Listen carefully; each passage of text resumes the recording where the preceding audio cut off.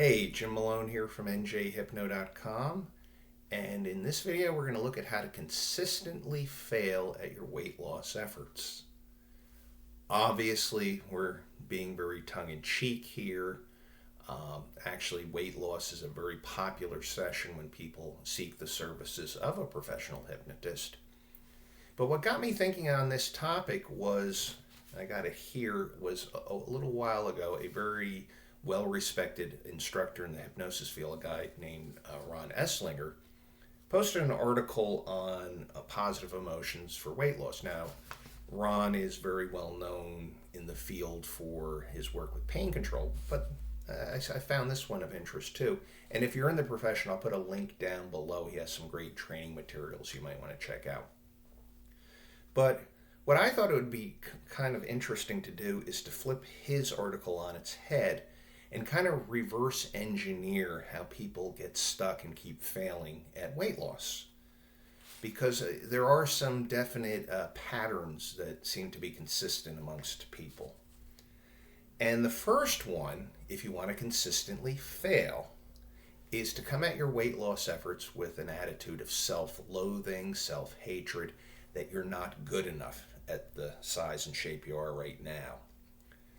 And the reason you want to do that, if you want to keep failing, is because the subconscious mind, which is habitual and automatic, is consistent. That's one thing that's absolutely certain about it. Once it learns something, it keeps repeating it. So if you're driving in that message, you're not good enough, it'll find a way to sabotage you eventually.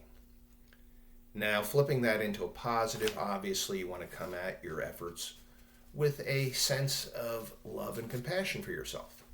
That no matter what size or condition you're in, you're a good person and that you deserve better.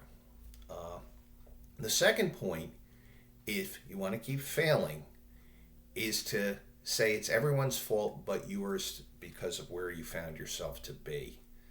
And we live in a modern age where there are some medical miracles, but you keep hearing about it. Oh, it's your DNA, it's the environment, and here's a medication with some terrible side effects that may or may not help. Or you can go down the psychological route and blame parenting and your community and so on. And those things are important. And if you stay stuck in that groove, you'll keep stuck.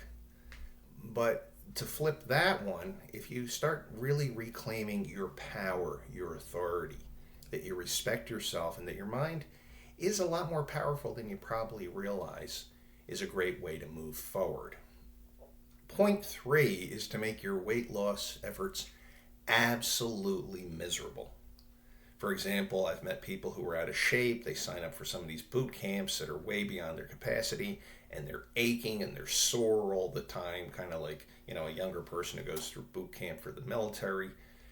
And along with that are diets, which for the most part always have this imaginary endpoint, where I'm going to put up with all this unpleasantness and I'm going to get to my ideal size and shape and condition, and then I get to eat however I want to. And having that kind of attitude that it's got to be miserable will ensure that you fail somewhere along the line. To flip that one around, what about introducing the element of fun? And for example, if you're not a gym rat, there's no rule that says you have to have a formal workout, but there's other activities to get your body moving that you can certainly be part of. And as far as eating goes, it can be a lot of fun. It can be a learning experience to figure out how to feed your body in a healthy way that's still enjoyable. And then the last point is to look at all your efforts as a form of restriction, which almost seems like a punishment. And as long as you do that, you're going to have what? You're going to have resentment. And what do we tend to do with things we resent? We rebel because, nobody likes to be controlled or restricted. And then you wind up back in the same place. So if you want to keep failing, that's a great place to stay. However, you could start looking at these changes that you'd like to make as something about exercising your freedom to make choices that are in your best interest. It's going to go a lot smoother. So I hope that gave you something to think about. And I'd also like to take a moment to let you know about a new program I have called the 5 Session Health Builder Program. And what it is, it's 5 sessions of hypnosis and health coaching done over a couple of months.